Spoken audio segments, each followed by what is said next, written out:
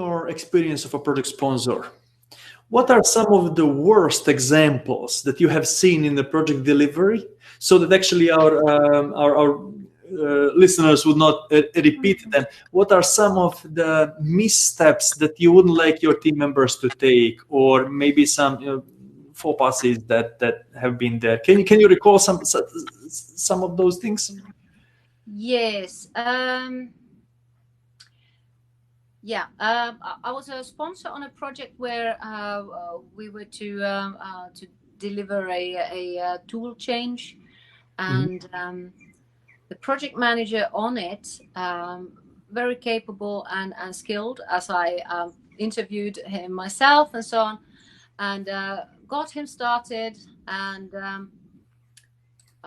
we were just about 1/3 into the project, and I began to wonder why the project team members were coming directly to me to inform me about the possible risks and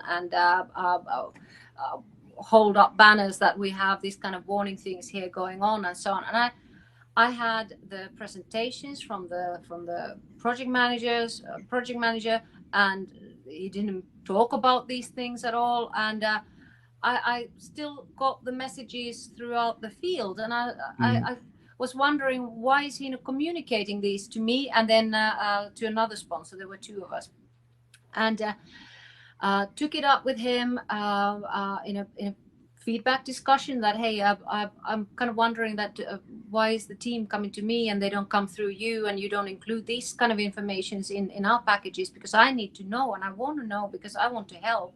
Sure. And and he had more of this attitude that he's more like an administrator, that he just does the reports and so on of the budget and scope and schedule and so on, but to actually talk to the team members, to hear how they were doing and what do they see, to listen to them, he completely kind of ignored. Well, in my feedback discussion with him, agreed that okay, he would change his ways, but ultimately it didn't. It just didn't materialize, and it boiled down to the problem that in this particular case, the PM just didn't. This was the first time ever he was actually doing a project that had remote project team all around different countries. So his skills of interacting and getting the teams to talk to the teams remotely or so on, even though tools, of course, absolutely were there to how to do it and so on, but he was not used to it. So it was not in his skill scope. Right. So I actually then, because it already frustrated the project so much and myself and so on, that we just simply didn't have time to wait for this person to pick up skill build up. Yeah.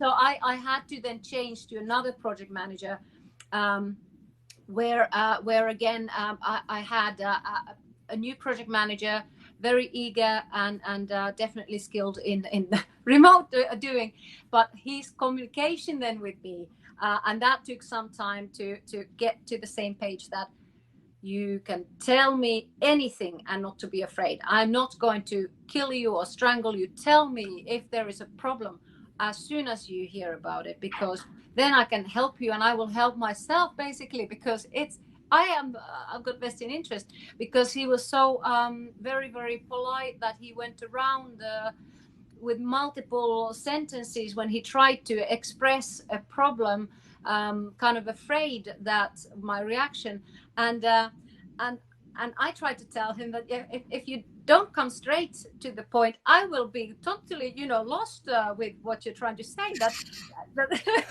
and then we had a good laugh about it, even because because we realized how different our communication styles were. And then sometimes when he started to do that, I was like, hey, there you're going again.